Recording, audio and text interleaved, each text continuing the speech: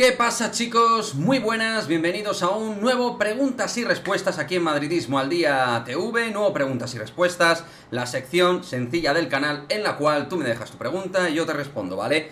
Muy fácil, pregúntame lo que te dé la gana, hombre, todo hasta un límite, pero en principio pregúntame de lo que quieras, del Real Madrid, de la vida, de lo que te dé la gana, como siempre, aquí en nuestro Preguntas y Respuestas. Y vamos con la sección y con vuestras preguntas, que son las siguientes. Comenzamos con José Antonio, que nos dice, buenas, Quique, ¿qué crees que va a suceder con Claudia Florentino? ¿Te parece que no va a contar prácticamente con ella? ¿Crees que la acabarán cediendo? ¿Por qué crees que la renovaron un año? Yo no sé realmente si esto fue un movimiento de Ana Rosell.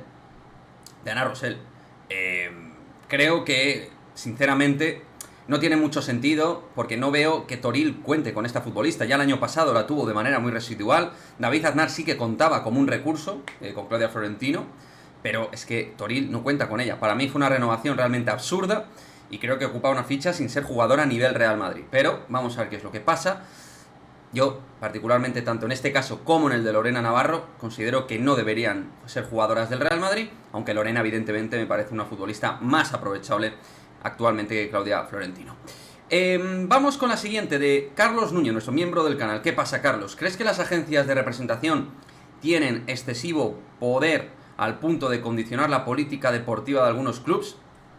Pues no sé exactamente si va por básquet o va por fútbol, pero sí que creo que tiene muchísima fuerza los agentes. Tenemos el ejemplo del Wolverhampton con Jorge Méndez, o el Valencia también, sin ir más lejos, y distintos agentes que sí que tienen mucho impacto. Yo creo que las agencias de representación sí que tienen exceso de punto de condicionamiento, ¿no? De lo que es la política de los fichajes dentro de los clubes, pero tampoco sabría exactamente cómo se podría conciliar todo esto, ¿no? Yo creo que al final hay siempre intereses de por medio, existen agentes que tienen muy buena relación con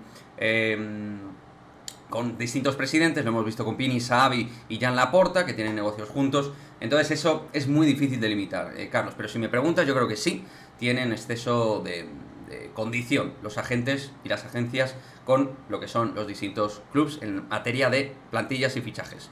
¿Qué pasa? Luisao Guarana, ¿qué tal, amigo? ¿Cómo vas? A ver, buenas tardes, desde México. ¿Cuál para ti sería, primero, el campeón, segundo, decepción, tercera, sorpresa de la próxima liga? Bueno, esto no va a gustar, ya os lo digo. Yo creo que el campeón, y lo voy a decir aquí, va a ser el Barça, el FC Barcelona, el campeón de liga. Yo creo que el campeón de Champions va a ser el Real Madrid. Tengo esa sensación, me puedo equivocar, es una sensación de principio de temporada. La decepción creo que va a ser el Sevilla. Creo que es un equipo que va a tener problemas para cumplir sus objetivos, en el sentido de llegar a Champions. Creo que por ahí Villarreal, por ejemplo, le puede morder. Y luego, sorpresa como tal de la próxima liga, bueno, hay varios equipos que me gustan, pero particularmente creo que el Getafe puede hacer una muy buena temporada y mejorar sus resultados con respecto a la temporada anterior, porque tiene mejor equipo y me gusta, sobre todo en la parte de ataque. Vamos con Reservoy Moi, que tiene dos preguntas. A ver, amigo, ¿en básquet crees que este equipo es mejor que el del Barcelona y podemos estar a la altura de Efes, que está reforzándose de forma tremenda? Yo creo que si bien el Facu, al final no somos inferiores a nadie. Bueno, yo creo que actualmente somos top 3, con lo que tenemos junto a Barça y Anadolu Efes, 3 de los mejores quintetos plantillas, cada uno con sus puntos más fuertes y sus puntos, entre comillas, más débiles. Pero vaya, con el Facu yo creo que sería la mejor plantilla, la del Real Madrid de baloncesto, en mi opinión. La siguiente de Reserva y Moa es, un saludo para ti, Ana Paula. Quique, ¿crees que Ancelotti será justo y jugarán los que mejor estén o van a tirar de galones? O sea, bueno, eso lo omito, ese término. Lo que yo pienso te lo dejo claro, sí.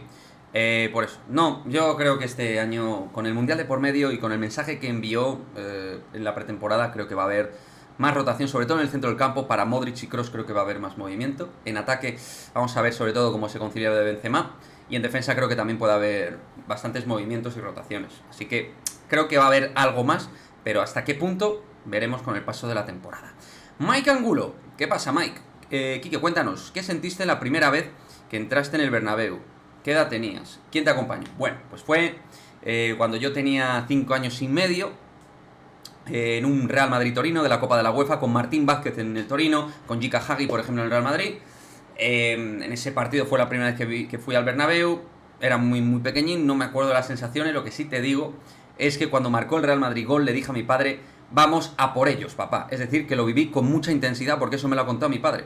Salté como un poseso así para celebrar el gol, casi me caigo del segundo anfiteatro. O sea que te puedo decir lo que me contó mi padre. Lo viví con mucha energía. Era muy inquieto, culo inquieto, lo viví con mucha energía. Deadpool Crack, ¿qué opinas sobre Vinicius Tobías? Lo otro es que tampoco entiendo muy bien, la verdad. No sé, yo no vendería ni cedería a ninguno de estos tres. Sobre Vinicius Tobías, bueno, pues me parece un lateral derecho de proyección interesante, que hay que ir evaluando en el Real Madrid Castilla, pero creo que se le ha subido un poquito el suflé mediático. Creo que tiene proyección, cualidades de calidad interesantes a título ofensivo, pero que tiene que mejorar sus prestaciones técnico-tácticas a nivel defensivo. Creo que tiene que dar un paso al frente, madurar su juego y ser un poquito más valiente también en ataque, pero sí que tiene condiciones interesantes, pero poquito a poco. Vamos con Fran Pontes. ¿No te parece algo decepcionante que el Leipzig pueda fichar a Werner y a Sesco y el Madrid no ficha a nadie arriba? Bueno, el Real Madrid está en una política en la cual quiere medir bien la inversión y a quién fichar. Eso es lo que se intuye del club y vaya, no se va a fichar por fichar. Y desde su punto de vista, que no quiere decir que yo lo comparta, solo van a fichar si lo tienen clarinete, muy claro. Si no, no van a fichar a nadie. ¿A qué 9 ficharías para el Real Madrid? Nos pregunta by Sergio X99. ¿Y cuál te gustaría? Bueno, a mí, ya sabéis, me encantaría en el mercado actual, porque si hubiera sido al principio, sabiendo lo de Mbappé me hubiera ido a por Haaland, pero en el mercado actual, yo ahora mismo, con lo que se ha hablado y las opciones que hay, a mí Neguri es mi opción más realista. En Nkunku me gusta, Kai Havertz, pero más realista y que pueda ser más sencillo a nivel económico, a mí Neguri.